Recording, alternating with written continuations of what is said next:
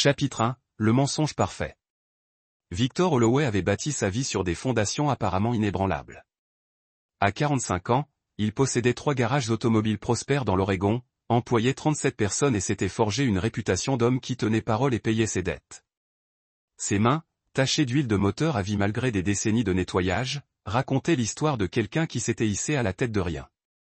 Le néant avait été un foyer d'accueil à Portland, où brûlures de cigarettes et réfrigérateurs vides étaient le quotidien.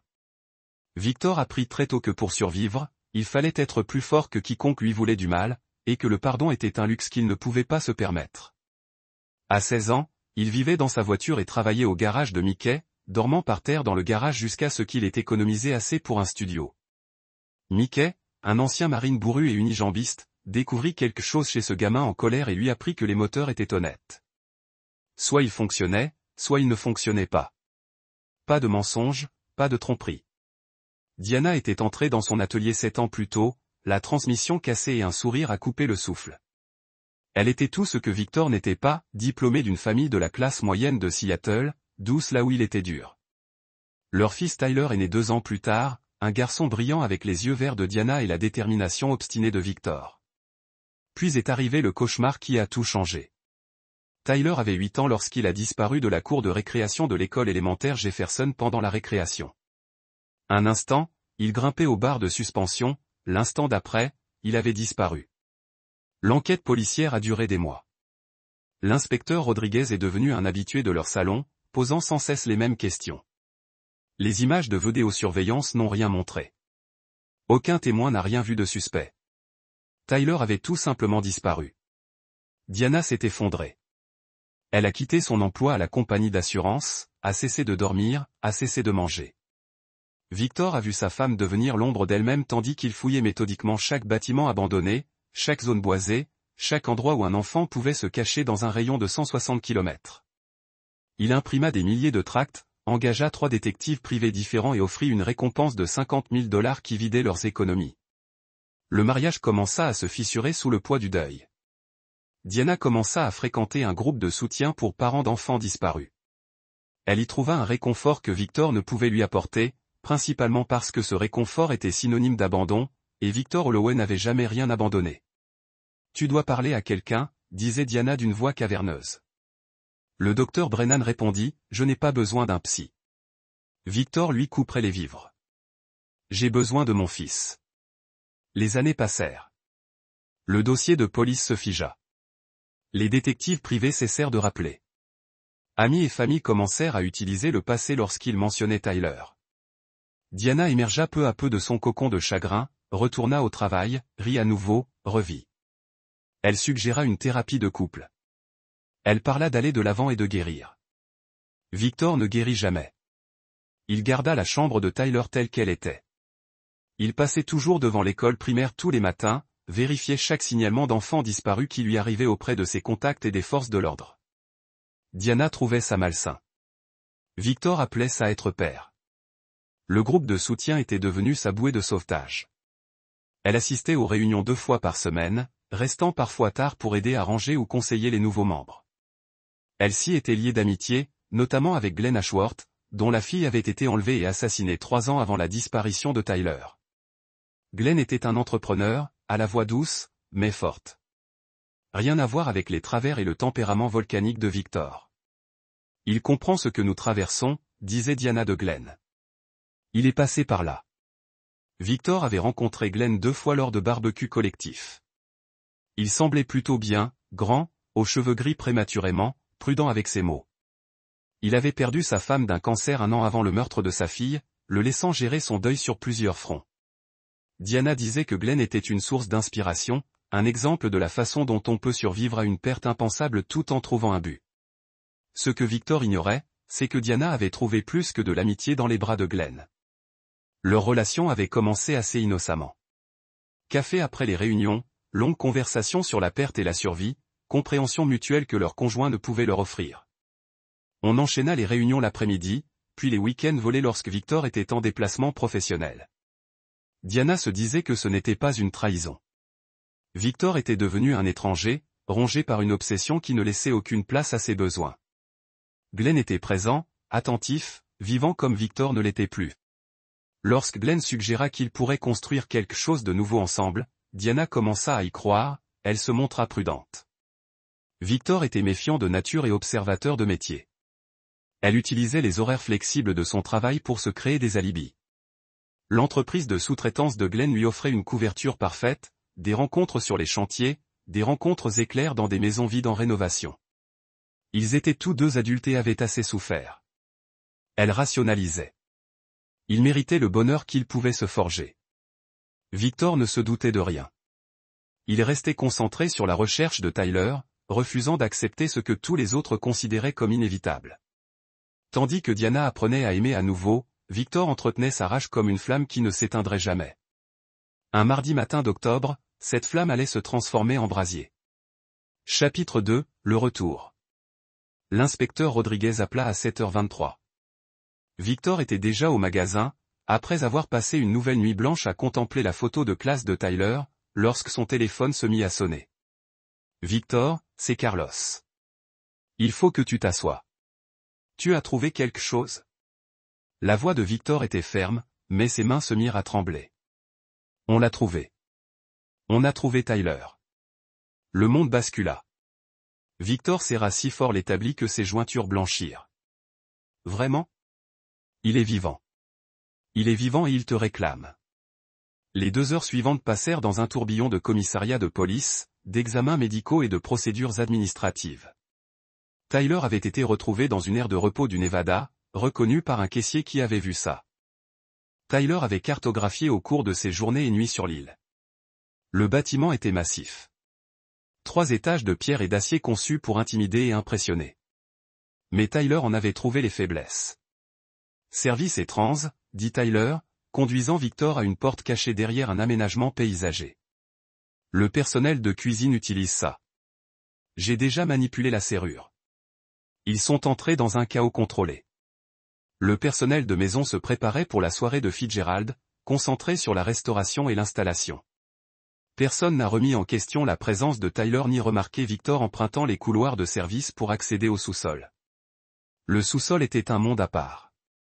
Des travaux de construction coûteux avaient créé des pièces insonorisées conçues pour des besoins qui lui nouaient l'estomac. Tyler le conduisit à une série de lourdes portes, chacune marquée d'un simple numéro. Derrière la première porte, Victor trouva un garçon qui ne devait pas avoir plus de 10 ans, inconscient à cause des médicaments que Fitzgerald lui avait administrés. Derrière le deuxième, un autre enfant dans un état similaire. Les 3e et 4e chambres contenaient des garçons de 12 et 13 ans, également drogués, mais encore partiellement conscients. Peut-on les déplacer? Demanda Victor. J'ai un chariot pour les transporter jusqu'au bateau. Mais papa, il y a autre chose que tu dois voir. Tyler conduisit Victor plus profondément au sous-sol, dans une pièce transformée en bureau. Un mur était recouvert d'équipements vidéo reliés à plusieurs moniteurs et appareils d'enregistrement. Des classeurs contenaient des documents datant de 20 ans. Il a tout filmé, dit Tyler d'une voix calme. Chaque enfant qu'il a acheté, chaque séance d'abus, chaque meurtre, tout est là. Victor ouvrit un des classeurs et trouva des relevés détaillés de transactions, des profils de victimes et des correspondances avec des membres du réseau remontant aux années 1990. Des centaines d'enfants, tous achetés par le biais du même réseau qui avait enlevé Tyler. On prend tout ça, décida Victor. Les forces de l'ordre en auront besoin pour poursuivre les membres survivants du réseau. Papa, regarde ça. Tyler avait trouvé un dossier séparé intitulé « Commande spéciale ». À l'intérieur se trouvaient des demandes détaillées de clients, dont la commande initiale pour Tyler. 8 ans, cheveux bruns, yeux verts, intelligent, mais pas agressif, apte à une acquisition à long terme. La commande était signée par Curtis Vance et co-signée par Glenn Ashworth et Diana Holloway. Victor fixait la signature de sa femme, ressentant encore une rage renouvelée face à sa trahison. Mais aujourd'hui, il ne s'agissait pas du passé. Aujourd'hui, il s'agissait de s'assurer qu'aucun autre parent ne subisse ce qu'il avait enduré. Allons chercher les enfants, dit Victor. Ils travaillèrent efficacement, chargeant les garçons inconscients sur un chariot de maintenance que Tyler avait placé à proximité.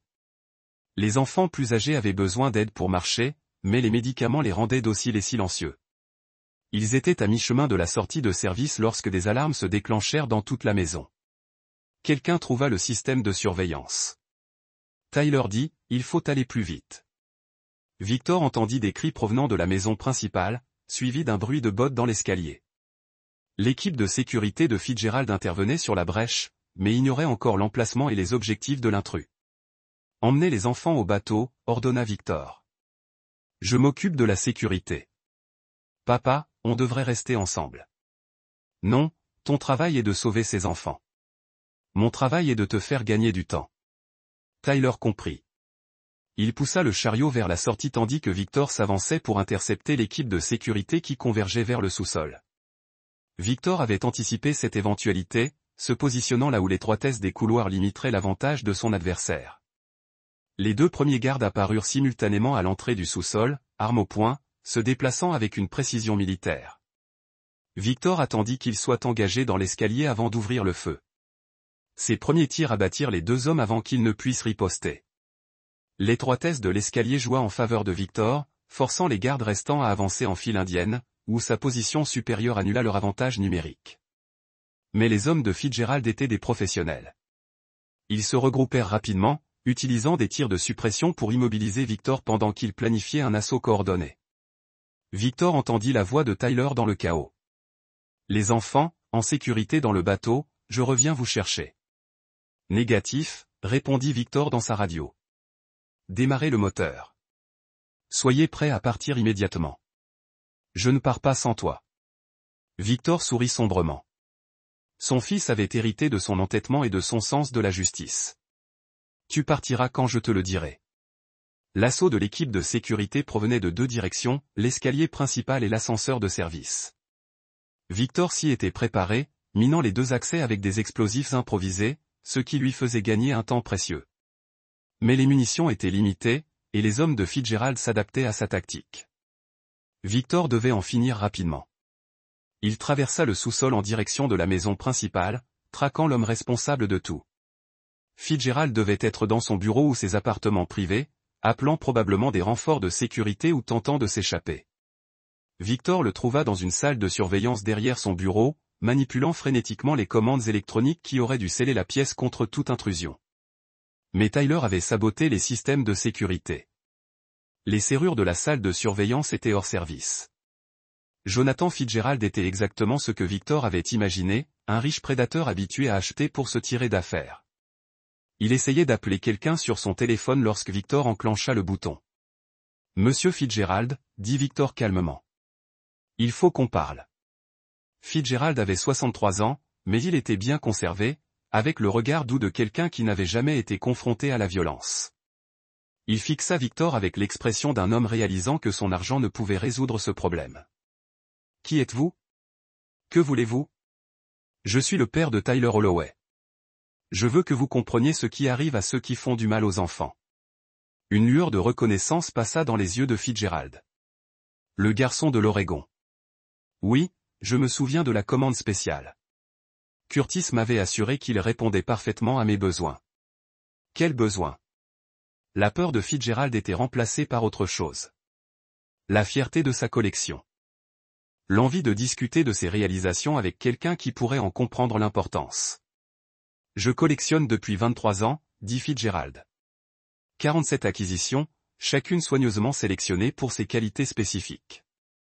Votre fils était censé être le joyau de la couronne, assez jeune pour suivre une formation adéquate, assez intelligent pour apprécier la complexité de sa situation. » Victor sentit son contrôle lui échapper, la discipline rigoureuse qu'il avait soutenue pendant 2 ans de chasse.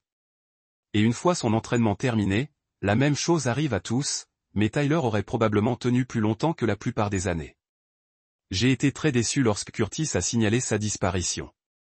Victor a sorti son pistolet et l'a pointé sur la tête de Fitzgerald. Un dernier mot ? Tu ne peux pas me tuer, a dit Fitzgerald avec une assurance surprenante. Je suis trop précieux.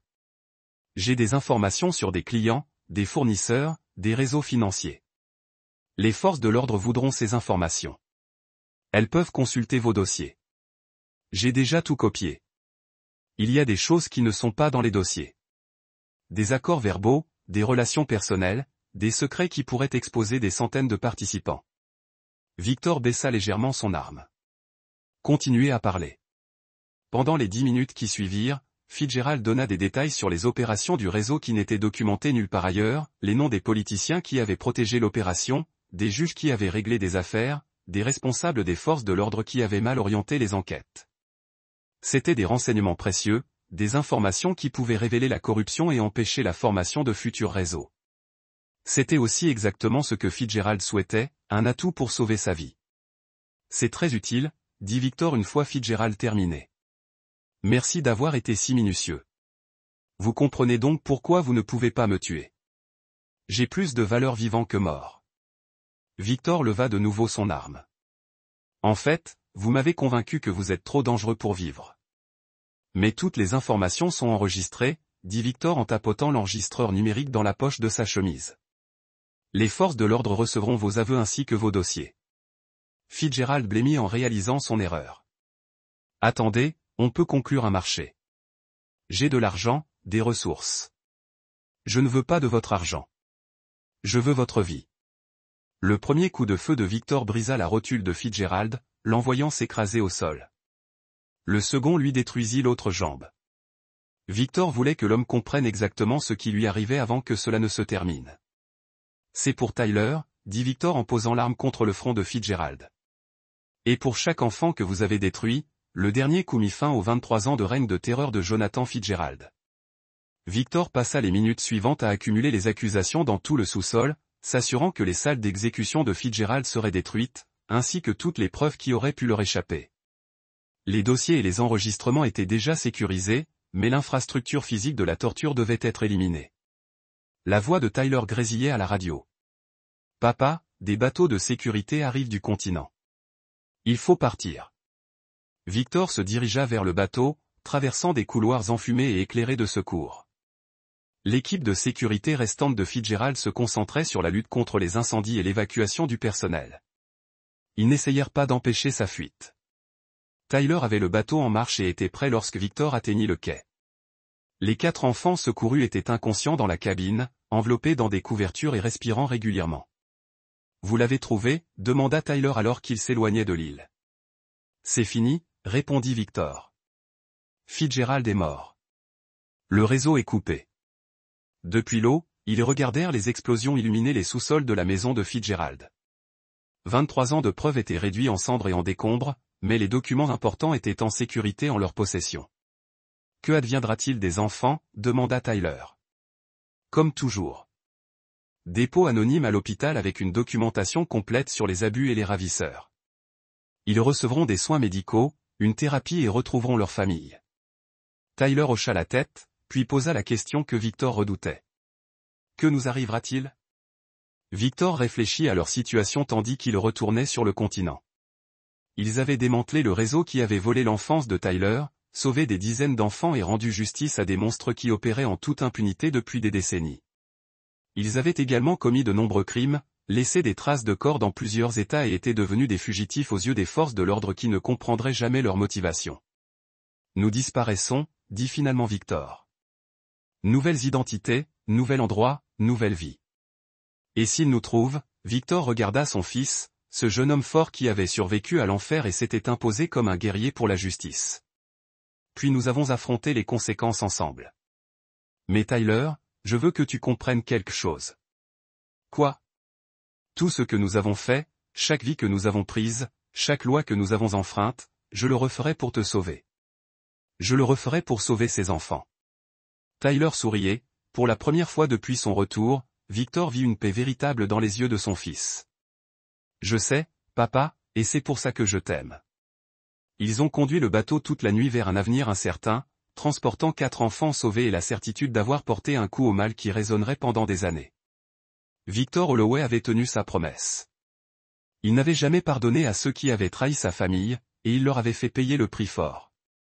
Le prix avait été son ancienne vie, son identité, sa place dans la société. Mais il avait gagné quelque chose de plus précieux. Le respect de son fils, la certitude que justice avait été rendue et la certitude qu'aucun autre parent ne subirait ce qu'il avait vécu.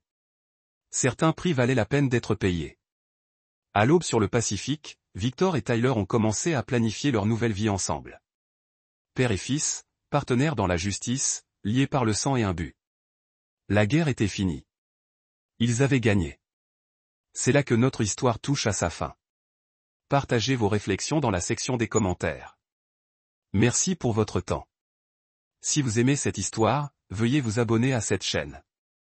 Cliquez sur la vidéo que vous voyez sur l'écran et je vous verrai. Photo vieillie sur les réseaux sociaux. Il avait 17 ans maintenant, grand et mince, avec les yeux de Diana, mais quelque chose de plus dur en eux qui rappelait à Victor son propre reflet. Tyler se souvenait de tout. L'homme qu'il avait enlevé utilisait un nom différent tous les 2 ou 3 mois, déménageait constamment, devançant toujours les autorités. Tyler avait été maintenu à l'isolement, scolarisé à domicile, si l'on peut dire, menacé de violence contre sa famille s'il tentait de s'échapper. Son ravisseur était mort dans un accident de voiture 2 semaines plus tôt, laissant enfin Tyler libre de rentrer chez lui. Diana sanglota en le voyant, s'accrochant à leur fils comme s'il allait disparaître à nouveau. Tyler se laissa aller à son étreinte, mais ses yeux ne quittèrent jamais le visage de Victor. À la recherche de quelque chose. De la reconnaissance. De la sécurité. Un foyer. Je n'ai jamais cessé de chercher, lui dit Victor. Je sais, dit Tyler. Je savais que tu n'abandonnerais jamais. Le trajet du retour était surréaliste. Tyler était assis sur la banquette arrière, regardant par la fenêtre un monde qui avait radicalement changé pendant son absence. Les smartphones étaient omniprésents désormais. Les réseaux sociaux dominaient tout. Le garçon enlevé avait disparu, remplacé par un jeune homme qui avait survécu à des horreurs qu'aucun d'eux n'aurait pu imaginer. Ta chambre est exactement la même, dit Diana en se tournant pour sourire à Tyler. Ton père insista. Victor aperçut l'expression de Tyler dans le rétroviseur. Une lueur vacilla, une surprise mêlée à ce qui aurait pu être de la gratitude. Ils s'engagèrent dans l'allée de la maison que Tyler avait vue pour la dernière fois enfant. Les voisins qu'il avait recherchés, la communauté qui s'était rassemblée autour de la famille, tout cela avait changé. De nouveaux visages vivaient dans de vieilles maisons. La vie avait continué sans lui. Diana tâtonna avec ses clés, les mains tremblantes d'excitation et de soulagement. Je n'arrive pas à croire que tu sois vraiment là. Je n'arrive pas à croire que ça arrive. Victor regarda son fils explorer leur maison, mémoriser les détails, se réhabituer à une vie interrompue. Ils franchirent la porte d'entrée ensemble. Une famille réunie contre toute attente. Tyler s'arrêta dans le salon, observant attentivement les alentours. Diana avait redécoré 2 fois depuis sa disparition, changeant les couleurs et les meubles, essayant inconsciemment d'effacer les souvenirs de ces terribles premiers mois. Seule la chambre de Tyler restait figée dans le temps. « Tu as faim ?» demanda Diana. « Je pourrais te préparer ton préféré. Tu aimes toujours le croque-monsieur. » Tyler hocha la tête, s'habituant encore à des voix qui ne criaient ni ordre ni menace. Diana se dirigea précipitamment vers la cuisine, bavardant à propos des voisins qui avaient déménagé, des membres de sa famille qui avaient demandé de ses nouvelles. Des changements dans la ville qu'il allait devoir rattraper. Victor s'apprêtait à le suivre lorsque Tyler le saisit par le bras. « Papa, dit doucement Tyler. J'ai quelque chose d'important à te dire. » Avant que Victor ne puisse répondre, le cri de Diana transperça la maison comme une lame. Ils se précipitèrent vers la cuisine et trouvèrent Diana adossée au comptoir, le visage blême de terreur. Dans sa main tremblante, elle tenait son téléphone portable, et sur l'écran, un SMS qui glaça le sang de Victor. « Bienvenue à la maison, Tyler. Il est temps de finir ce qu'on a commencé. Tu sais ce qui se passera si tu leur dis la vérité ?» La réaction de Tyler fut immédiate et viscérale. Il commença à hyperventiler, reculant vers la porte, la panique dans les yeux. « Tyler, qu'est-ce qui ne va pas ?» demanda Victor. « Je dois y aller, » haleta Tyler. « Je ne peux pas être là. Il va te faire du mal. Il va vous faire du mal à tous les deux. » Diana fixait son téléphone, confuse. « Je ne comprends pas qui a envoyé ça. Le ravisseur de Tyler est mort. » Le regard de Tyler passa de son père à sa mère et quelque chose changea dans son expression. La panique persistait, mais au fond, il y avait une reconnaissance qui glaça Victor jusqu'aux os. « Maman » murmura Tyler, et il n'y avait aucune chaleur dans ce mot. « Je me souviens maintenant. Je me souviens qu'il a aidé à m'emmener. » Le téléphone de Diana tomba par terre avec fracas. « Tyler, mon chéri, je ne sais pas ce que tu veux dire, » dit Diana. Mais sa voix avait changé, elle était devenue plus aiguë, plus tendue. « Si, tu sais. » La voix de Tyler était stable maintenant, plus âgé que ses 17 ans. Tu étais là. Tu lui as dit quand je serais seul à la récréation. Tu lui as dit dans quel cours de récréation j'irais. Victor sentit le monde basculer à nouveau, mais cette fois, il continua de basculer, de tomber jusqu'à ce que plus rien n'ait de sens. C'est impossible, dit Victor. Tyler, tu as vécu un traumatisme. Parfois, les souvenirs deviennent perplexes. Papa. Tyler l'interrompit, sans quitter Diana des yeux. Elle lui donna mon emploi du temps scolaire. Elle lui dit que j'avais peur des chiens, alors il utilisa un chiot pour m'attirer près de sa camionnette. Elle lui parla de la tache de naissance sur mon épaule pour que je lui fasse confiance quand il dirait connaître mes parents. Diana secoua la tête frénétiquement. Tyler, non. C'est mal. Jamais. Je suis ta mère. Je t'aime. J'ai été détruit sans toi. Et toi, demanda Tyler. Parce que je t'ai vu, maman, il y a 2 ans, quand il m'a emmené à Portland faire des courses. Je t'ai vu dans un restaurant, main dans la main avec un homme qui n'était pas papa. Tu riais. Tu avais l'air heureux. Victor se tourna vers sa femme. Et dans son visage, il vit la confirmation qui détruisait tout ce qu'il croyait de sa vie, de son mariage, de sa tragédie. La bouche de Diana s'ouvrit et se referma sans un bruit. Puis elle fouilla dans son sac à main, les mains tremblantes, et en sortit un petit revolver que Victor n'avait jamais vu auparavant. « Je suis désolé, murmura-t-elle en pointant l'arme sur Tyler. « Je suis vraiment désolé, mais tu ne peux pas lui dire. Tu ne peux pas tout gâcher maintenant. » Tyler hurla, « Aide-moi, papa. Appelle la police. » Victor attrapa son téléphone avec des mouvements qui lui donnèrent l'impression de nager dans le béton. Diana brandit l'arme vers lui. « Non, dit-elle, et sa voix était différente, plus froide, plus assurée. « Ne me force pas à faire ça, Victor. Laisse-moi réfléchir. Laisse-moi comprendre. » Alors que Victor fixait la femme avec qui il avait partagé son lit pendant 7 ans, la femme avec qui il avait pleuré, réconforté et aimé, il réalisa qu'il ne l'avait jamais connue. Et dans cet instant de lucidité dévastatrice, quelque chose en Victor Holloway, quelque chose qui avait été à peine contenu pendant des décennies, se libéra enfin. Chapitre 3. La toile se défait. Victor leva lentement les mains, son esprit examinant les options à toute vitesse tandis que Diana gardait l'arme pointée sur lui.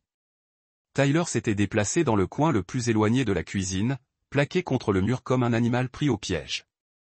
Diana, dit prudemment Victor, pose l'arme. Quoi qu'il en soit, on peut y arriver. Le pouvons-nous? Le rire de Diana était cassant, hystérique. Pouvons-nous surmonter mon aide à kidnapper notre fils? On peut surmonter 9 ans de mensonges?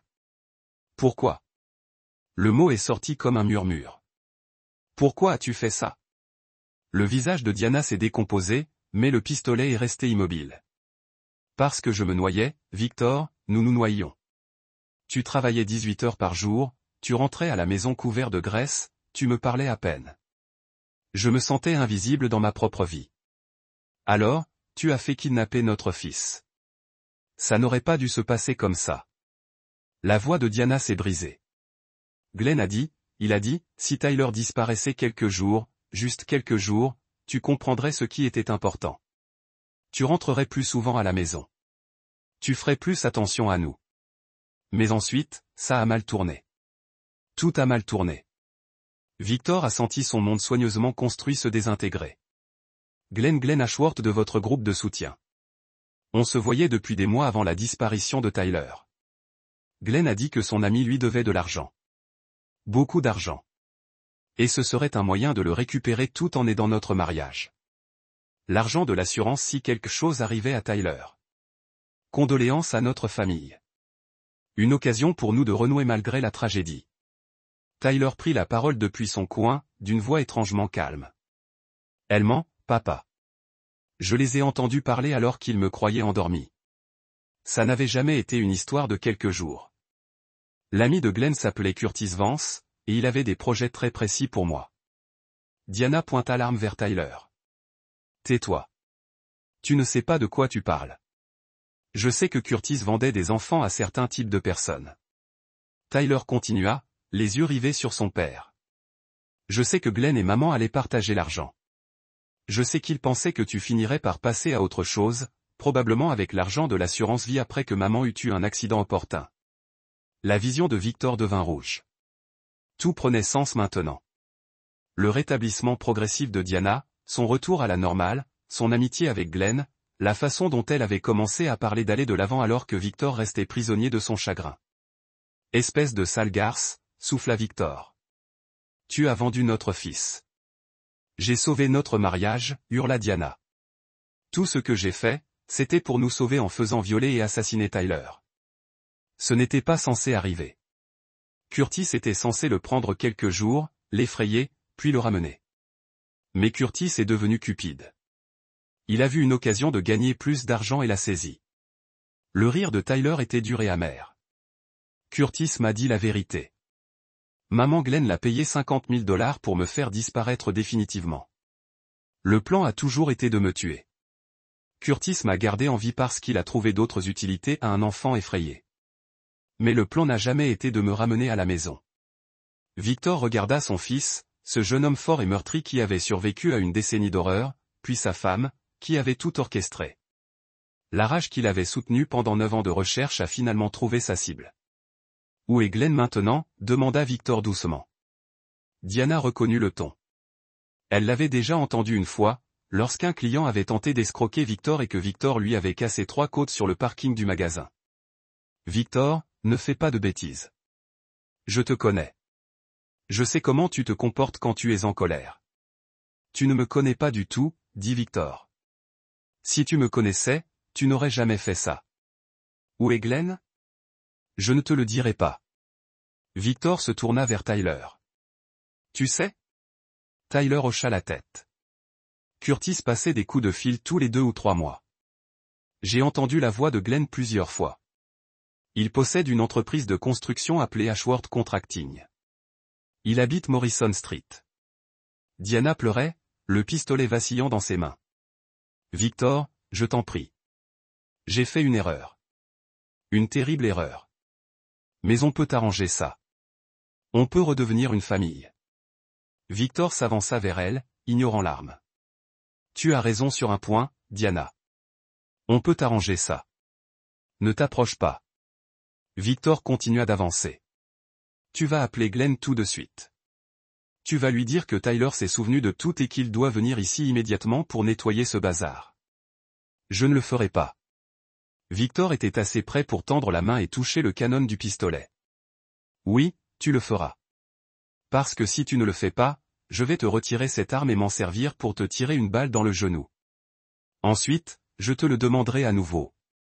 Et si tu refuses encore, je te tirerai dessus dans l'autre genou. Je continuerai à te le demander et à tirer jusqu'à ce que tu prennes cette décision.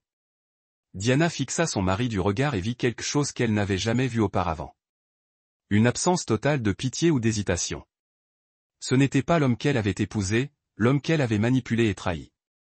C'était quelqu'un de complètement différent, quelqu'un qui avait été forgé dans le feu de sa trahison. Tu ne le ferais pas, murmura-t-elle. La main de Victor se tendit brusquement et se referma sur l'arme. Diana essaya de se dégager, mais la poigne de Victor était de fer. De l'autre main, il lui frappa violemment le poignet, la forçant à lâcher l'arme. Tyler, dit Victor sans quitter Diana des yeux. Va dans ma chambre. Dans le tiroir du haut de ma table de nuit, il y a une paire de menottes. Amène-les ici. Papa, qu'est-ce que tu vas faire? Je vais obtenir justice pour ce qu'ils t'ont fait, pour ce qu'ils nous ont fait. Tyler hésita.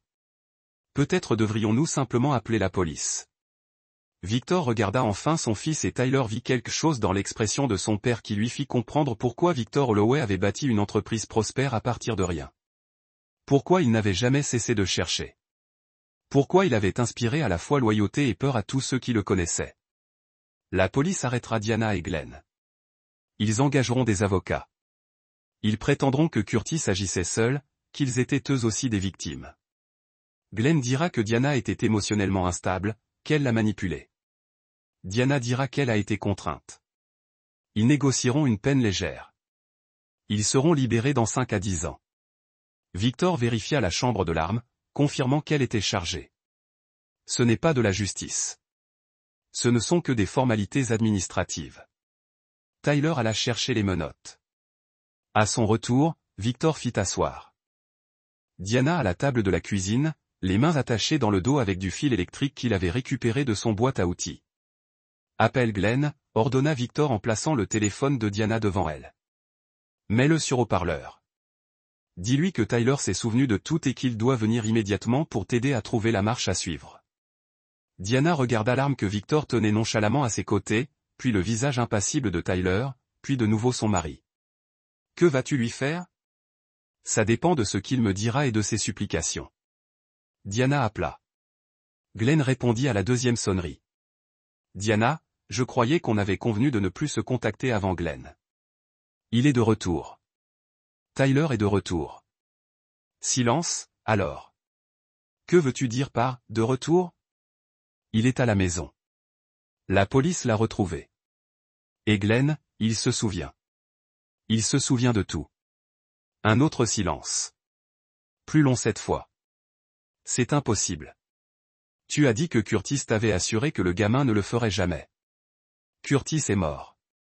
Depuis des semaines. Tyler est rentré seul. Victor pouvait entendre la panique dans la voix de Glenn à travers le haut-parleur. De quoi se souvient-il exactement? De tout. La planification, l'argent, tout ça. Glenn, j'ai besoin que tu viennes ici. J'ai besoin que tu m'aides à trouver quoi faire. Diana, écoute-moi bien. Tu dois le tuer ce soir. Fais-le passer pour un accident. Le gamin a été traumatisé. Peut-être qu'il était suicidaire. Peut-être. Victor tendit la main et raccrocha. Il regarda Diana avec une pointe de satisfaction. C'était utile, dit Victor. Maintenant, je sais exactement quel genre d'homme est Glenn Ashworth. Diana sanglotait. Victor, s'il te plaît. Je sais que c'est terrible, mais Tyler, interrompit Victor. Je veux que tu montes faire tes bagages. Tu vas rester chez ton oncle Robert quelques jours. Papa, je ne te laisse pas seul avec ça. L'expression de Victor s'adoucit légèrement en regardant son fils. Tyler, tu en as assez souffert. Que va-t-il se passer ensuite? Tu n'as pas besoin de voir ça. Tu n'as pas besoin d'avoir ça sur la conscience. Qu'est-ce que tu vas faire? Victor regarda sa montre. Il était 15h47. Je vais avoir une conversation avec Glenn Ashworth. Une conversation très approfondie. Et ensuite, je m'assurerai que ni lui ni ta mère ne fassent jamais de mal à un autre enfant. Tyler fixa son père un long moment, puis hocha la tête. D'accord, mais papa, quoi que tu leur fasses, ils le méritent. Tout. Alors que Tyler partait faire ses bagages, Victor s'assit en face de sa femme et commença à planifier le projet le plus important de sa vie. Chapitre 4. L'architecte de la vengeance. Victor passa l'après-midi à transformer son garage en quelque chose qui aurait fait la fierté de ses anciens responsables de foyer d'accueil. Un endroit où l'on apprenait les leçons et où l'on payait les dettes. Il déplaçait ses outils avec une efficacité éprouvée. Chaque clé et chaque perceuse étaient positionnées avec la précision d'un chirurgien se préparant à une opération complexe. Diana restait attachée à la chaise de la cuisine, s'il te plaît, et ses promesses tombant sur des oreilles devenues partiellement sourdes. Victor avait coupé la ligne fixe et confisqué son téléphone portable après avoir appelé Glenn. Elle était désormais complètement coupée du monde, coincée dans la maison où elle avait joué la mère endeuillée pendant 9 ans. Victor, s'il te plaît, dit-elle en passant par la cuisine pour aller chercher des provisions. Je sais que j'ai fait des erreurs, mais on peut surmonter ça. On peut consulter un thérapeute. On peut. On a dépassé le stade de la thérapie, répondit Victor sans la regarder. On est en cours de rattrapage scolaire. Tyler partit pour la maison de son oncle Robert à 17h, un simple sac de sport à la main. Avant de sortir, il serra son père dans ses bras. Leur premier vrai contact physique depuis son retour. Je t'aime, papa, dit Tyler doucement. Je n'ai jamais cessé de croire que tu me retrouverais. Je t'aime aussi, mon fils. Et je vais m'assurer que personne ne te fasse plus jamais de mal. Après le départ de Tyler, Victor reprit ses préparatifs. Il en apprit beaucoup sur les gens au cours de ses années en famille d'accueil et de son ascension ultérieure dans les quartiers les plus difficiles de Portland. Il comprenait que chacun avait des limites, plus important encore, il savait comment les trouver. Glenn Ashworth arriverait bientôt. Victor avait fait des recherches approfondies sur cet homme au fil des ans, ne le connaissant que comme un ami de Diana au sein du groupe de soutien. Glenn possédait une entreprise de construction de taille moyenne, avait 2 ex-femmes et vivait seul dans une maison qu'il avait construite lui-même rue Morrison. Il avait 51 ans, avait servi brièvement dans l'armée avant d'être démobilisé pour raisons médicales et était, de l'avis général, considéré comme un pilier de la communauté. Ce que Victor ignorait jusqu'à aujourd'hui, c'est que Glenn était aussi un prédateur qui avait contribué à orchestrer l'enlèvement et le meurtre intentionnel d'un garçon de 8 ans pour de l'argent. Cela a tout changé. Le téléphone de Victor a vibré à 18h23. Numéro inconnu. Victor, ici Glenn Ashworth. Je pense qu'il faut qu'on parle. Je pense qu'on doit le faire, approuva Victor. Où es-tu? Devant ta maison. Je veux discuter de cette situation de manière rationnelle. Homme d'affaires. Inutile que la situation dégénère. Victor regarda par la fenêtre et vit le pick-up blanc de Glenn garé de l'autre côté de la rue. Glenn était visible derrière le volant, le téléphone collé à l'oreille. Viens à la porte d'entrée, dit Victor. On va discuter. Victor retrouva Glenn sur le porche, laissant Diana enfermée dans la cuisine. Glenn était exactement comme dans ses souvenirs. Grand, cheveux gris, avec l'assurance d'un homme habitué à diriger. Il portait des vêtements de travail et avait les mains calleuses de quelqu'un qui avait passé des décennies dans le bâtiment. Quelle horreur, dit Glenn en lui tendant la main comme s'il s'agissait d'une visite de courtoisie. Le retour de Tyler après toutes ces années doit être bouleversant pour votre famille. Victor ne serra pas la main qu'il lui tendait. Rentrons. Glenn hésita. En fait, je pensais qu'on pourrait aller dans un endroit privé. Prendre un café. Discuter de ça comme des gens civilisés. Je me sens plutôt civilisé, là, dit Victor. Entre, Glenn. Quelque chose dans le ton de Victor fit vaciller le sourire facile de Glenn. L'entrepreneur jeta un coup d'œil à son camion, puis à Victor, calculant les probabilités. Victor, je crois qu'il y a eu un malentendu. Diana m'appela, paniquée, disant que Tyler accusait. Tu sais comme un traumatisme peut affecter la mémoire, surtout chez les enfants qui ont vécu ce que Tyler a vécu. À l'intérieur, répéta Victor en reculant. Glenn entra dans la maison avec la lassitude d'un homme qui réalise soudain qu'il a peut-être mal calculé. Le salon paraissait normal, photos de famille, meubles confortables, détritus de la vie de la classe moyenne. Ce n'est que lorsque Glenn entendit la voix étouffée de Diana depuis la cuisine que son expression changea. Victor.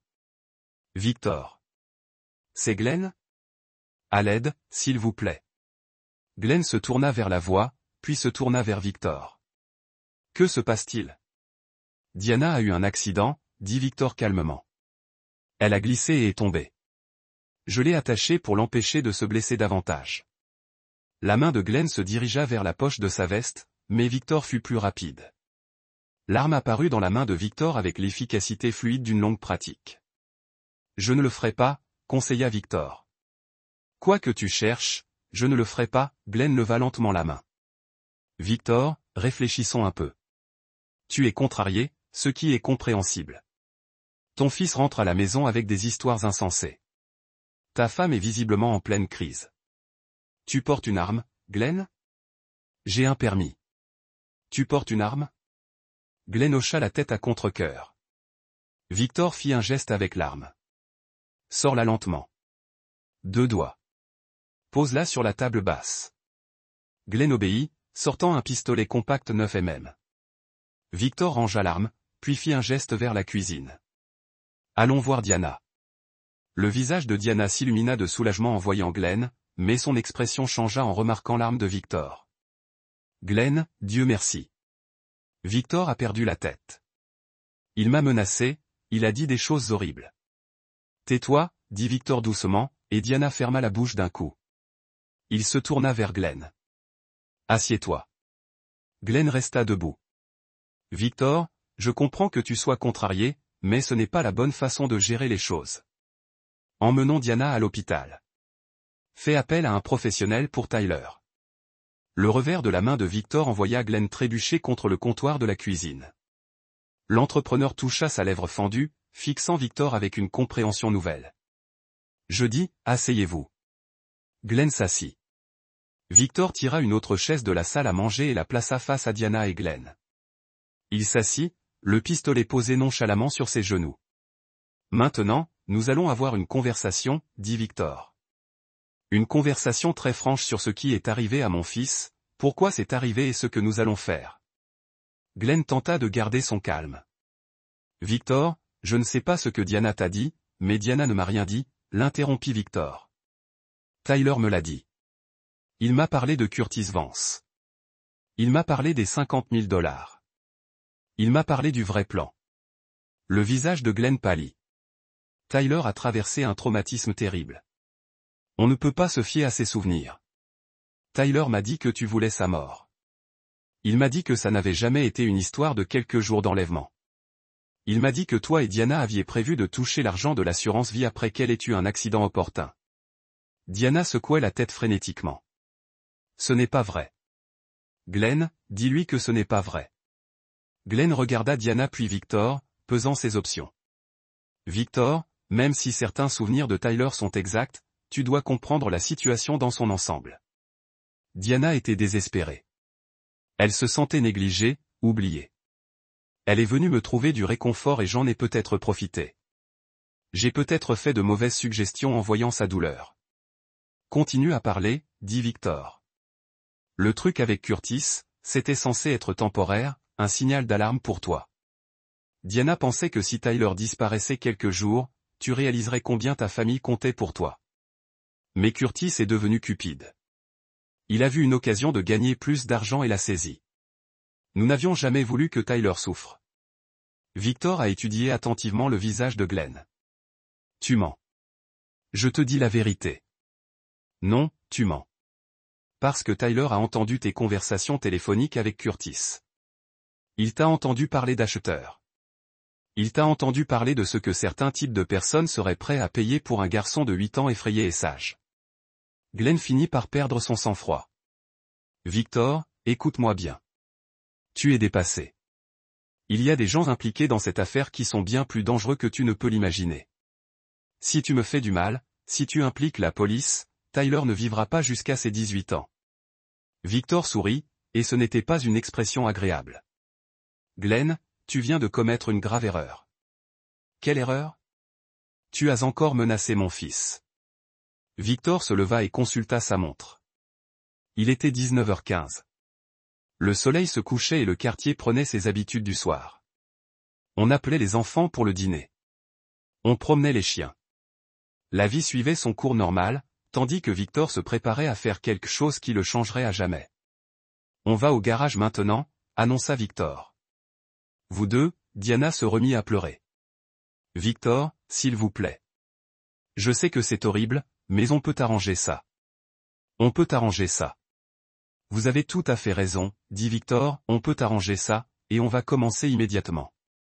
Chapitre 5. Leçon de responsabilité. Le garage avait été le sanctuaire de Victor pendant 20 ans. C'est là qu'il avait reconstruit sa première locomotive, qu'il avait planifié l'expansion de son entreprise, qu'il s'était retiré pour réfléchir pendant les jours les plus sombres après la disparition de Tyler. Ce soir, il aurait une autre fonction.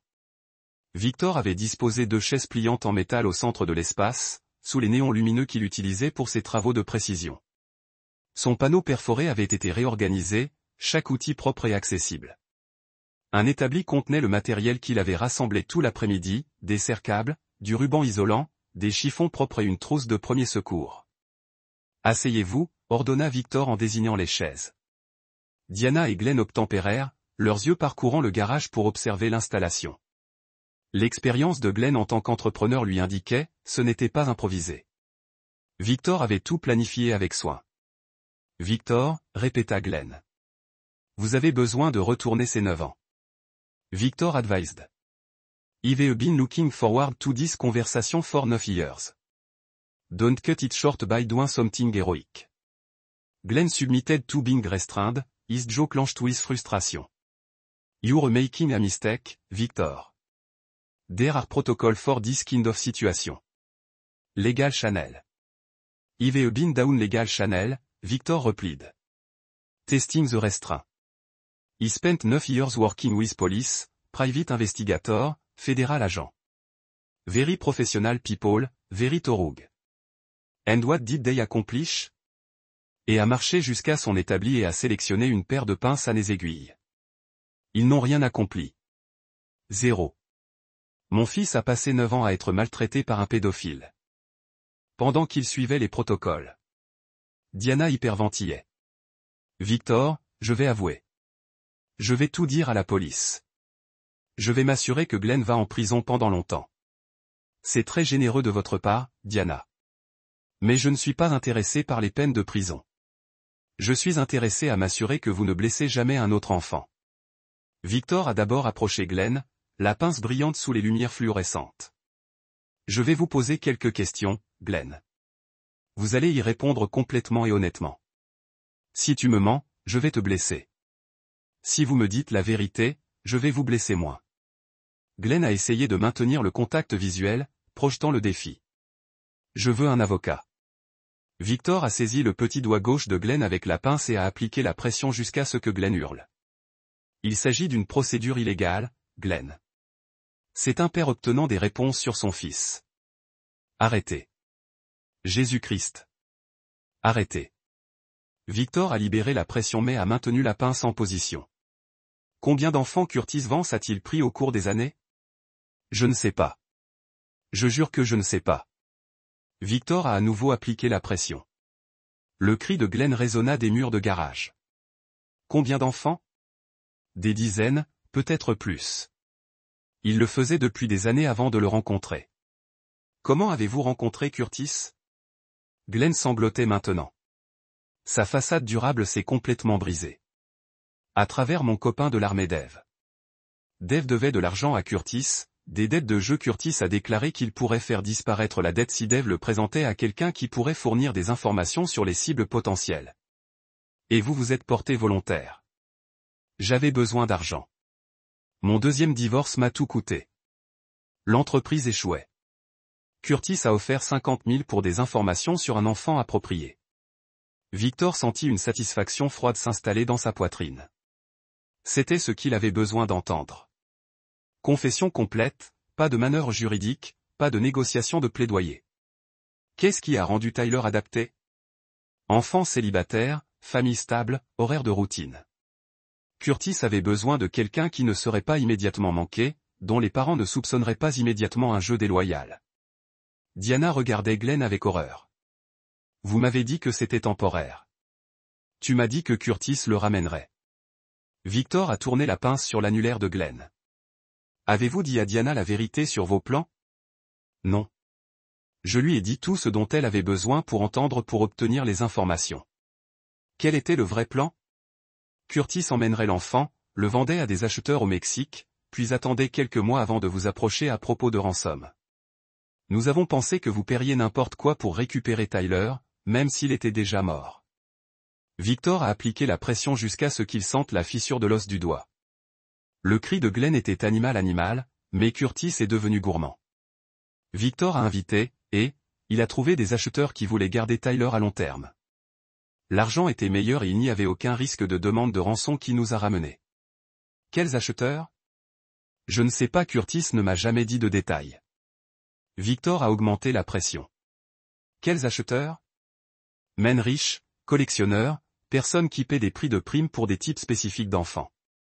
Victor a libéré le doigt de Glenn et a déménagé à Diana. Son visage était vert de nausée en regardant l'interrogatoire de Glenn. À votre tour, dit Victor. Victor, s'il vous plaît. Je suis ta femme. Je suis la mère de Tyler. Quoi que j'ai fait par désespoir. Quelles informations avez-vous données à Glenn à propos de Tyler? Son emploi du temps, ses routines, dans laquelle il préférait l'air de jeu pendant la récréation. Quoi d'autre? Ses peurs. Glenn a déclaré que Curtis avait besoin de savoir comment l'approcher sans que Tyler ne s'enfuit. Quelle crainte? Diana pleurait si fort qu'elle pouvait à peine parler. Il avait peur des chiens. J'ai dit à Glenn que Curtis pourrait utiliser un chiot pour faire près de Tyler. Qu'avez-vous dit d'autre sur sa tache de naissance? Sur son épaule, j'ai dit que Curtis pouvait le mentionner pour prouver qu'il nous connaissait, que nous l'avions envoyé. Victor sentit sa rage se cristalliser en quelque chose de pur et de concentration. Vous avez donné à un pédophile tout ce dont il avait besoin pour manipuler notre fils de 8 ans pour entrer volontiers dans une camionnette. Je pensais que c'était temporaire. Non, vous ne l'avez pas fait. Parce que j'ai entendu l'appel téléphonique de Glenn aujourd'hui. Vous saviez exactement ce que c'était. Victor est retourné à son établissement et a sélectionné un couteau utilitaire. Savez-vous ce que Tyler m'a dit de sa première année avec Curtis? Ni Diana ni Glenn n'ont répondu. Il m'a dit que Curtis décrivait en détail ce qu'il allait faire à la maman de Tyler quand il s'est lassé de Tyler. Curtis lui a dit à quel point il serait amusant de blesser la femme qui avait vendu son propre fils. Victor a testé le bord du couteau utilitaire contre son pouce. Curtis a dit à Tyler que sa mère était une sorte spéciale de mâle, le genre qui méritait une attention particulière. Il se retourna pour les faire face. Je pense que Curtis avait raison. Les 30 minutes suivantes ont été éducatives pour toutes les personnes impliquées. Glenn a révélé les noms de 3 autres familles qu'il avait fournies sur Curtis au cours des 5 dernières années. Il a fourni des détails sur le réseau de Curtis, y compris les contacts au Mexique et les comptes offshore où les paiements ont été traités. Diana a révélé qu'elle avait prévu de tuer Victor dans l'année suivant la mort présumée de Tyler, utilisant l'argent de l'assurance vie pour commencer une nouvelle vie avec Glenn en Arizona. Elle a admis avoir fait des recherches sur des poisons introuvables et en avait même acheté un avant de perdre finalement son air.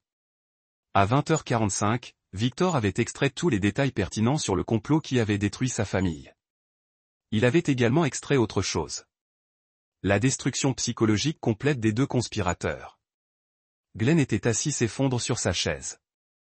3 doigts cassés et plusieurs lacérations servant de rappel de sa coopération. Diana avait réussi pire, portant l'application créative des outils automobiles de Victor dans des endroits qui guériraient mais ne seraient jamais oubliés. Nous avons fini avec des questions, a annoncé Victor, nettoyant ses mains avec un chiffon de magasin. Maintenant, nous passons aux conséquences. Victor Glenn a halté, vous avez fait valoir votre point de vue. Nous comprenons ce que nous avons fait était mal. Allons à la police. Faisons face à la justice par le biais de canaux appropriés. Victor a ri et le son a envoyé des frissons à travers les 2. Captif. Glenn, tu ne comprends toujours pas. C'est une bonne justice. C'est ce qui se passe quand tu blesses quelqu'un comme moi.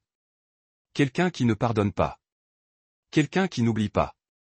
Il se dirigea vers la porte du garage et vérifia qu'il était solidement fermé. Diana, tu te souviens de ce que je t'ai dit le jour où nous nous sommes mariés? Diana leva les yeux vers les yeux enflés. Vous avez dit que vous aviez dit que vous me protégeriez pour toujours. Et quoi d'autre? Vous avez dit que vous aviez dit que vous n'auriez jamais pardonné à quiconque a trahi notre famille. C'est vrai. Je vous ai dit que la trahison était la seule chose que je ne pouvais pas négliger. La seule chose qui me transformerait en quelqu'un que vous ne reconnaîtriez pas. Victor a vérifié sa montre. Il est maintenant 21h. Tyler est en sécurité chez son oncle. Les voisins pensent que je travaille tard dans le garage, ce que je fais plusieurs soirs par semaine. Personne ne nous dérangera. Il a ramassé un rouleau de feuilles en plastique de son établi. Nous avons tout le temps du monde pour terminer cela correctement. Chapitre 6. Le calcul commence. Victor a répandu les feuilles de plastique sur le sol du garage avec la précision méthodique de quelqu'un qui avait planifié chaque détail. Diana et Glenn ont regardé avec une horreur croissante alors qu'il transformait cet espace en quelque chose qui contiendrait tout ce qui allait arriver. Victor, chuchota Diana. Tu ne peux pas faire ça. Tu n'es pas un tueur. Tu es un homme bon. Tu es le père de Tyler. Je suis le père de Tyler. Victor a accepté, fixant les bords du plastique avec du ruban adhésif. C'est pourquoi cela est nécessaire. Glenn était devenu silencieux, conservant son énergie. En tant qu'entrepreneur, il a compris que les préparatifs de Victor n'étaient pas théâtraux. Ils étaient pratiques. Victor avait l'intention de terminer ce soir. Il y a quelque chose d'autre que vous devez tous les 2 comprendre, a déclaré Victor, retournant dans son établi. Tyler n'a pas seulement survécu parce que Curtis est mort dans un accident de voiture. Il a sélectionné une perceuse sans fil et vérifié sa charge de batterie. Tyler a survécu parce qu'il a tué Curtis lui-même. Les yeux de Diana s'écarquillèrent. C'est impossible, n'est-ce pas? Un garçon de 17 ans, plus fort qu'il ne l'était à 8 ans. Fatigué d'être maltraité, voit une opportunité lorsque Curtis est insouciant. Victor a testé la fonction de l'exercice. Tyler attendit que Curtis soit ivre, puis le bête à mort avec un pneu. Glenn a trouvé sa voie. Tu mens. Tyler m'a tout dit pendant que vous avouiez vos péchés. Il a dit que Curtis avait parlé de prendre sa retraite bientôt, ce que Tyler a compris signifiait le tuer, alors Tyler a agi en premier.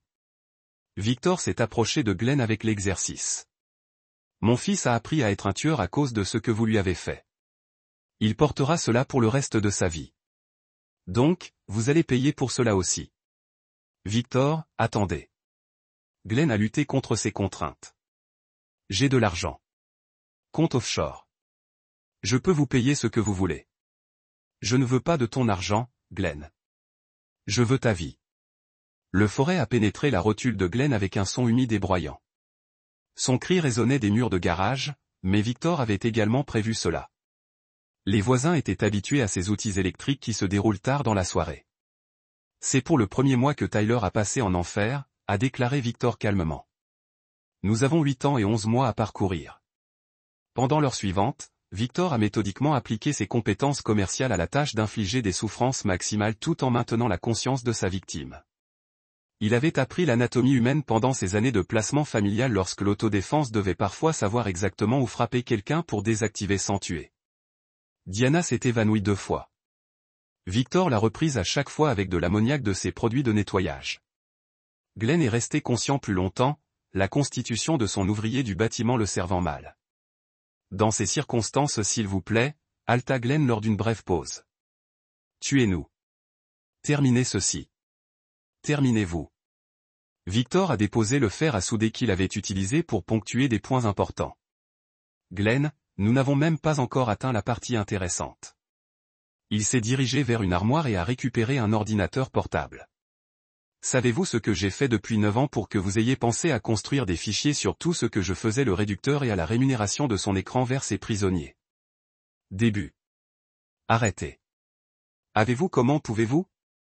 Je suis très doué pour trouver des choses, Glenn. Je n'ai jamais cessé de chercher Tyler, mais en cours de route, je vous ai tous trouvés. Victor a fermé l'ordinateur portable et l'a mis de côté. Après avoir terminé ici ce soir, je vais visiter chacune de ces personnes une par une. Certains auront des morts rapides s'ils coopéreront. D'autres recevront le traitement complet. Diana sanglotait de façon incontrôlable. Victor, tu ne peux pas.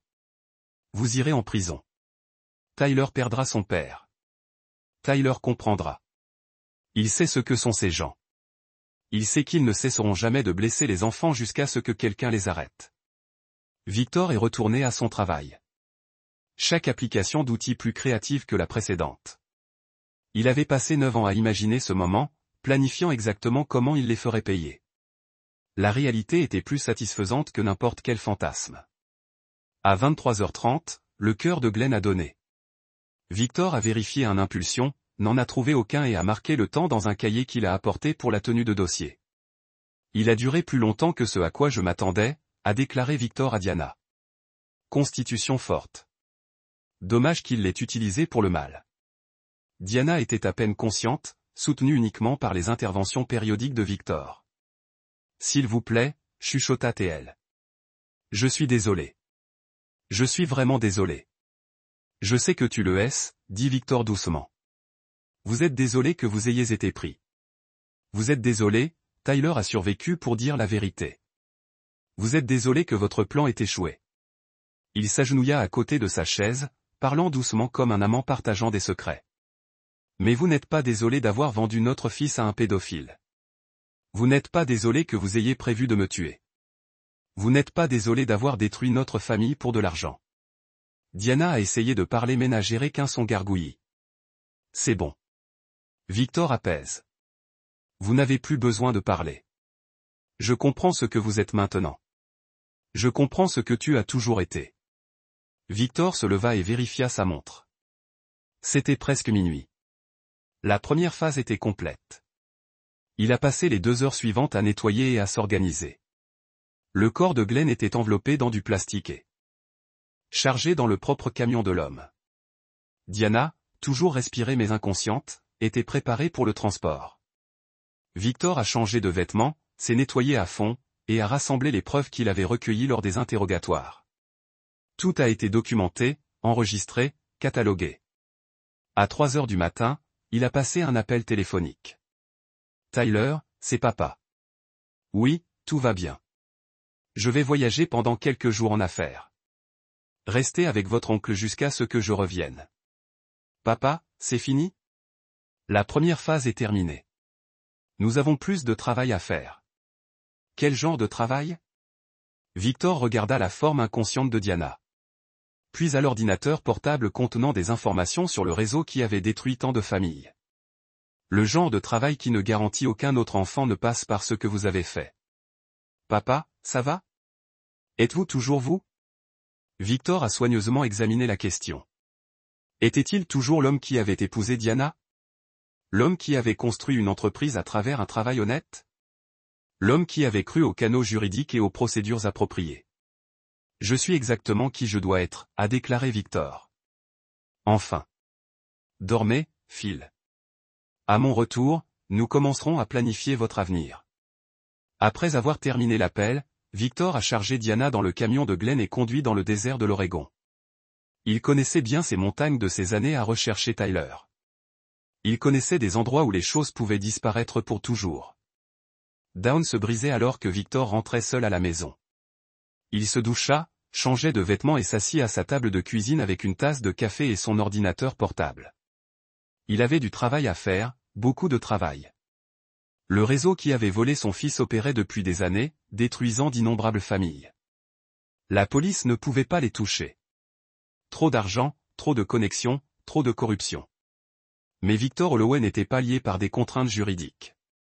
Il n'était pas intéressé par les condamnations ou les procédures appropriées. Il était intéressé par l'élimination. Il a ouvert le premier dossier et a commencé à planifier son prochain voyage. Chapitre 7. Le réseau se déroule. 6 mois plus tard, la campagne méthodique de Victor contre le réseau de trafic d'enfants avait fait une nouvelle nationale. Bien que les forces de l'ordre ne puissent pas relier les décès à un seul auteur. Les victimes semblaient aléatoires. Un juge de Denver s'est retrouvé mort dans ses chambres. Un homme d'affaires de Phoenix décédé dans ce qui semblait être une invasion de domicile. Un détective à Seattle dont le corps a été découvert dans le sien arrière-cour. Victor a maintenu son entreprise légitime, gérant ses magasins d'auto avec la même efficacité qu'il a apportée à ses activités nocturnes. Tyler était retourné à l'école, travaillant pour rattraper 9 ans d'éducation manquée. Pour les observateurs extérieurs, la famille Hall reconstruise après la tragédie, reconnaissante pour le retour miraculeux de leur fils. Seul Tyler connaissait la vérité sur les voyages de son père. Un autre? Demanda Tyler, remarquant que Victor emballe un sac. Marcus Reed à Phoenix. Victor a confirmé. Il a acheté des enfants auprès de 3 fournisseurs différents. Il est temps pour sa retraite. Tyler s'est assis sur le lit en regardant son père organiser des outils avec le même soin qu'il a utilisé pour des réparations automobiles légitimes. Papa, quand cela finit-il? Quand ils sont tous partis? Et si vous vous faites prendre? Victor fit une pause. Cela vous dérangerait-il? Tyler a considéré la question. J'avais l'habitude de penser que c'était le cas, mais chaque fois que je lisais sur un autre enfant disparu, une autre famille détruite. Je pense à ce que ces gens font aux enfants comme moi. Et j'espère que vous ne serez pas attrapés avant d'avoir terminé. Victor suivait Marcus Reed depuis 3 ans. Reed possédait une chaîne de les concessionnaires automobiles de l'Arizona, mais on fait de son argent réel facilitant les ventes d'enfants à des collectionneurs riches. Il était prudent, isolé par des couches d'entreprises légitimes et de responsables corrompus. Mais Reed avait une faiblesse. Il aimait goûter sa propre marchandise avant la livraison. Victor est arrivé à Phoenix un mardi, vérifiant un hôtel modeste sous l'une des nombreuses fausses identités qu'il avait cultivées. La routine de Reed était prévisible. Bureau jusqu'au 6. Dîner dans un restaurant haut de gamme, puis abriter sa succession fermée, où les caméras de sécurité ont surveillé toutes les approches. Chaque approche sauf une.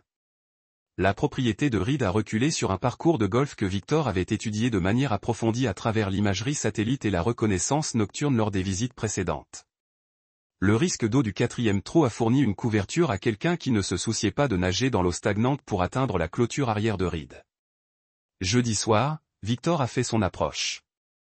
Le système de sécurité de Reed était sophistiqué mais prévisible. Capteur de mouvement, caméra, plaque de pression. Le type de configuration conçu pour arrêter les cambrioleurs et les paparazzis décontractés. Il n'a pas été conçu pour arrêter quelqu'un avec la patience et les compétences de Victor. Vainqueur était à l'intérieur de la maison depuis 30 minutes lorsque Reed est arrivé à la maison, accompagné d'un jeune garçon qui n'aurait pas pu être plus de 12 ans. Victor a attendu dans l'étude de Reed, assis derrière le bureau comme un cadre patient. Lorsque Reed est entré seul dans la pièce, après avoir envoyé le garçon à l'étage, Victor nettoyait ses ongles avec un couteau utilitaire. « Monsieur Reed, dit Victor conversation. S'il vous plaît, ayez un siège. » Reed se retourna vers la voix, atteignant à l'intérieur de sa veste pour ce que Victor a supposé être une arme. Victor a jeté le couteau utilitaire avec la précision de 20 ans d'entraînement. « Vous avez des informations sur votre réseau. Coopérative. » « Je suis celui qui les a exterminés, Victor a corrigé. Comme tout autre problème de ravageur. Écoutez, quoi qu'il vous ait parlé de moi, ils m'ont dit que vous aviez acheté 47 enfants au cours des 5 dernières années. Ils m'ont dit que vous teniez des enregistrements détaillés de vos transactions. Ils m'ont dit que vous aviez des clients qui passent des commandes spéciales pour des types spécifiques d'enfants. Victor se leva et se dirigea vers les murs de Reed, qu'il avait déjà ouverts pendant son attente. Ils m'ont dit que vous auriez une documentation de tout ici. Oh, vous allez tout donner, la question est de savoir si vous obtenez des mots de passe pour les fichiers de communication, vous a été utile. Reed a hésité. Plus tard, Reed avait fourni des informations extrêmement détaillées sur les opérations du réseau, y compris l'emplacement de 3 installations où les enfants étaient détenus avant la livraison à des clients. Il avait également avoué avoir maltraité plus de 100 enfants au cours de ses années dans l'entreprise. Le garçon à l'étage dit doucement Victor. Quels étaient vos projets pour lui? Client au Mexique, Alta Reed. Commande spéciale, cheveux blonds, yeux bleus, tranche d'âge spécifique, quel client? Reed a fourni un nom, une adresse et des coordonnées. Il a également révélé que la transaction était prévue pour le week-end suivant. Victor a pris des notes détaillées, puis a vérifié sa montre. Il était près de 2 heures, merci pour votre coopération, a déclaré Victor. Vous avez été très utile. Le soulagement a inondé le visage de Reed. Alors, tu me laisseras partir? Je n'ai pas dit ça. Victor a passé l'heure suivante à démontrer ce qui est arrivé aux personnes qui blessent les enfants. La mort de Reed n'était ni rapide ni miséricordieuse, mais elle était minutieuse.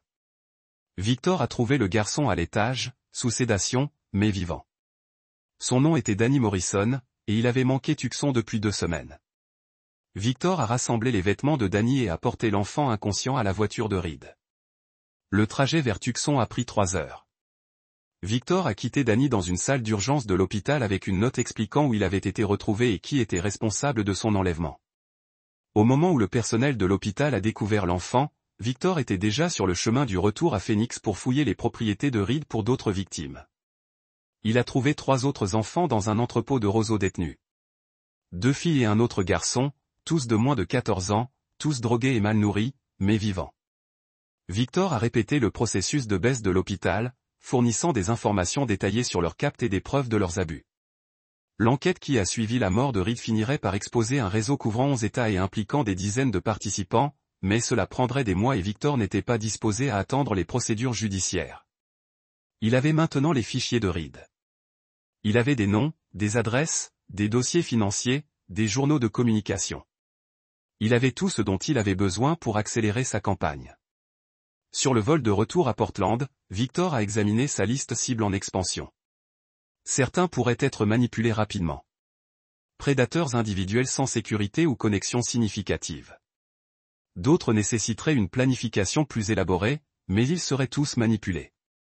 Chaque nom dans les dossiers de Reed, chaque participant du réseau qui avait volé son fils, chaque personne qui a profité de l'abus des enfants. Victor Holloway avait trouvé son travail de vie, et il était très bon dans ce domaine. Tyler l'a rencontré à l'aéroport, ne posant plus de questions sur les voyages de son père. Ils sont rentrés chez eux dans un silence confortable, comprenant tous deux que la justice était servante, une cible à la fois. « Papa, dit Tyler en entrant dans leur allée. J'ai pensé à l'université. Et ça? Peut-être que je devrais étudier la justice pénale ou l'informatique, quelque chose qui pourrait t'aider avec votre travail. Victor a regardé son fils, ce jeune homme fort qui avait survécu à l'enfer et émergé avec sa boussole morale intacte. Tyler, vous n'avez pas à porter ce fardeau. Vous pouvez avoir une vie normale. Je peux? Blesser d'autres enfants, ils se sont assis dans la voiture, le père, les 2 cicatrices qui ne guérissent jamais. Mais peut-être que nous pouvons nous assurer que d'autres enfants n'ont pas à le traverser aussi. Victor hocha la tête, comprenant que son fils avait hérité plus que ses yeux verts. Tyler avait hérité de son sens de la justice, son refus d'accepter l'injustice, sa volonté de faire tout ce qui était nécessaire pour protéger la chasse finale. Les agences à travers le pays ont du mal à comprendre l'élimination systématique de ce qu'ils avaient finalement reconnu comme une opération de trafic d'enfants coordonnée. Le piratage et les techniques de planification avancées de son père. Les livrer dans des hôpitaux ou des maisons avec une documentation détaillée de leurs abus et des captes. Tous les enfants n'ont pas survécu à leurs oraux, mais assez pour justifier les risques que Victor et Tyler ont pris. Par un froid matin de novembre, Victor a reçu l'appel téléphonique qui l'attendait. « Papa, » dit Tyler depuis son appartement près du campus. « Je l'ai trouvé. » « Trouvé qui ? » « L'homme qui m'a commandé spécifiquement. Le collectionneur qui a payé Curtis extra pour me garder au lieu de simplement me tuer. » Victor s'est assis dans son café et a accordé à Tyler toute son attention. C'était la cible qu'il chassait depuis 2 ans. Le client ultime, l'homme assez riche pour commander un enfant spécifique et impatient assez pour attendre les années pour la livraison. Dites-moi, son nom est Jonathan Fitzgerald. 63 ans, fortune héritée des investissements maritimes. Vit sur une île privée au large de la côte de Washington. Il collecte des enfants depuis plus de 20 ans. La voix de Tyler était stable, mais Victor pouvait entendre la rage contrôlée en dessous. J'ai trouvé des enregistrements de 12 autres enfants qu'il a achetés via le réseau de Curtis. Tous les garçons entre 8 et 12. Tout correspond à ma description physique lorsque j'ai été emmené. Où sont-ils maintenant? Inconnus. Mais papa, j'ai trouvé des preuves vidéo. Il a tout documenté. Victor a senti sa fureur froide familière se cristalliser dans les plans d'action. Combien de sécurité? Significatif. L'île est complètement privée, accessible uniquement par bateau ou en hélicoptère. Il a un personnel complet, des gardiens de terrain, une sécurité, une aide des ménages, mais je surveille ses communications depuis 3 mois. Il prévoit de se retirer de la collecte. Qu'est-ce que cela signifie? Cela signifie qu'il prévoit de tuer toutes ses acquisitions actuelles et de détruire les preuves. Il l'a prévu pour le week-end prochain. Victor a vérifié son calendrier. Aujourd'hui était mardi. Combien d'enfants sont actuellement sur l'île? 4. Tous les garçons âgés de 9 à 13 ans. J'ai leur nom et horizon. Tous les enfants disparus de différents états au cours des 2 dernières années. Détails de sécurité. Les recherches de Tyler étaient approfondies. Fitzgerald a employé 8 membres du personnel de sécurité à temps plein, tous anciens militaires avec une expérience de combat. L'île avait des systèmes de surveillance sophistiqués. Détecteurs de mouvements et bateaux de patrouille. La maison principale était essentiellement une forteresse conçue pour garder les visiteurs indésirables sont sortis et réticents les invités. C'est une cible difficile, a admis Tyler. Mais je pense que j'ai trouvé une approche. Victor a écouté son fils décrire un plan qui a démontré à quel point Tyler avait appris au cours des 2 dernières années. C'était sophistiqué, minutieux et totalement impitoyable. Quand partons-nous? Demanda Victor. Nous ne le faisons pas. Je vais seul. La réponse de Victor a été immédiate. Absolument pas papa, écoute-moi.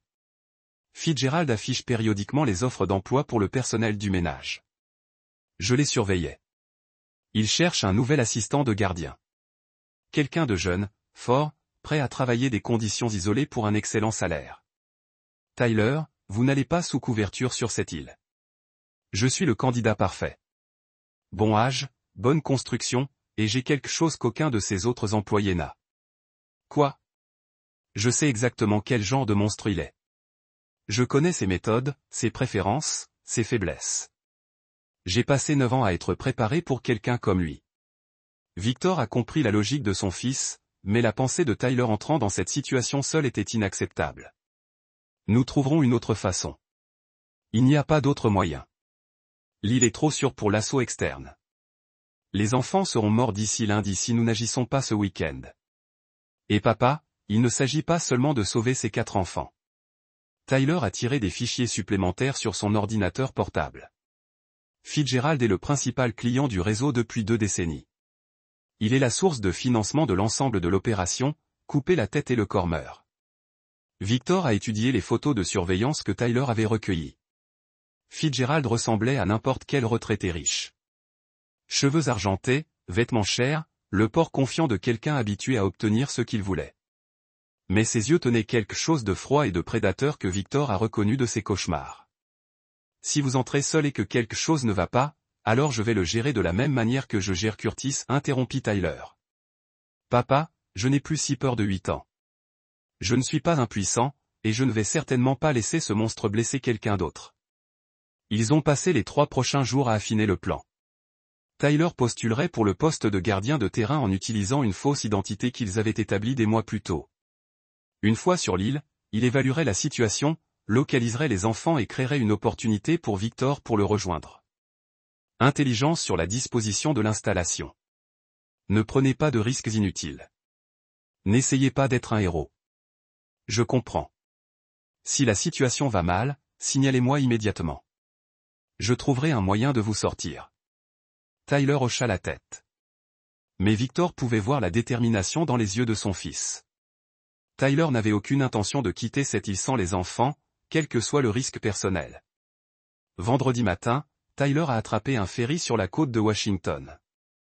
Son identité de couverture était solide. Johnny Morrison, 19 ans, a récemment déménagé dans la région à la recherche d'un travail régulier. Il avait la confiance de quelqu'un qui avait survécu à l'enfer et en était ressorti plus fort. Victor le suivit 2 heures plus tard, au volant d'un bateau de location qu'il avait équipé de tout le nécessaire pour l'opération de sauvetage. Il jeta l'ancre dans une petite crique à 5 km de l'île de Fitzgerald et s'installa pour attendre le signal de Tyler. Le premier rapport de Tyler arriva ce soir-là par SMS crypté, la position des cibles étant confirmée. Le sujet principal planifiait l'événement final pour demain soir. Il disposera d'un plan détaillé d'ici demain matin. Victor passa une nuit blanche à examiner les plans transmis par Tyler, à planifier plusieurs itinéraires d'approche et à préparer le matériel. À l'aube, il était prêt pour la guerre. Le deuxième rapport de Tyler était plus détaillé. La sécurité était moins stricte que prévu. Le personnel se concentrait sur les préparatifs de l'événement. Enfants retenus au sous-sol de la maison principale. Le sujet principal était de plus en plus agité. Le calendrier pourrait être accéléré. À midi, Tyler envoya le signal que Victor attendait. Allez, allez. Une fenêtre d'opportunité s'ouvre à 14 heures. Utilisez l'approche nord. Quai de maintenance des quais. Victor démarra le moteur du bateau et se dirigea vers son ultime confrontation avec l'homme qui avait volé l'enfance de son fils. En approchant de l'île de Fitzgerald, Victor repensa au voyage qu'il avait conduit ici. 2 ans plus tôt, il était un homme brisé cherchant un sens au retour de son fils. Maintenant, il était tout autre. Juge, jury et bourreau pour ceux qui blessent les enfants. Il était temps de terminer ce que Diana et Glenn avaient commencé en vendant un garçon de 8 ans à un monstre. Chapitre 9. Sang et justice. Victor approcha de l'île de Fitzgerald par les eaux agitées de novembre. Le bateau de location fendant la houle grise sous un ciel couvert. L'île se dressait devant lui telle une forteresse. Des falaises abruptes couronnées d'un aménagement paysager coûteux, des installations de sécurité discrètes à peine visibles au milieu d'un parc soigneusement entretenu. Tyler avait fourni des renseignements détaillés au cours des dernières 24 heures. Fitzgerald prévoyait bel et bien de détruire sa collection actuelle lors de ce qu'il appelait une dernière célébration prévue pour ce soir-là. La sécurité se concentrait sur la préparation du bâtiment principal pour cet événement, créant une fenêtre d'opportunité qui ne se représenterait plus. Victor guida le bateau vers le quai de maintenance que Tyler avait identifié. Ses mouvements étaient automatiques après des décennies de travail manuel. Mais son esprit était entièrement concentré sur ce qui l'attendait. 4 enfants qui mourraient ce soir si Tyler et lui ne parvenaient pas à leur fin, et l'homme responsable de 2 décennies de cauchemars. Le quai était vide, comme Tyler l'avait promis. Victor amarra le bateau et vérifia son équipement une dernière fois.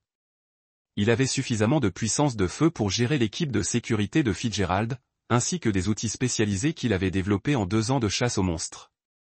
Tyler apparut à l'extrémité du quai, côté terre, en tenue de travail et avançant avec l'assurance décontractée de quelqu'un qui a sa place ici. Pour tout observateur, il n'était qu'un assistant jardinier aidant un visiteur autorisé à entretenir le bateau. Statut, demanda Victor doucement tandis qu'il se dirigeait vers le bâtiment principal. 4 enfants dans des salles de détention au sous-sol. Fitzgerald prévoit de les droguer jusqu'à ce qu'ils perdent connaissance avant l'événement final. Il ne veut pas qu'ils soient au courant de ce qui se passe. Sécurité.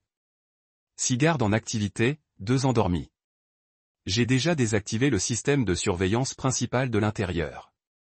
Il nous reste environ 30 minutes avant que quiconque ne s'en aperçoive. Ils ont approché la maison par des itinéraires soigneusement planifiés que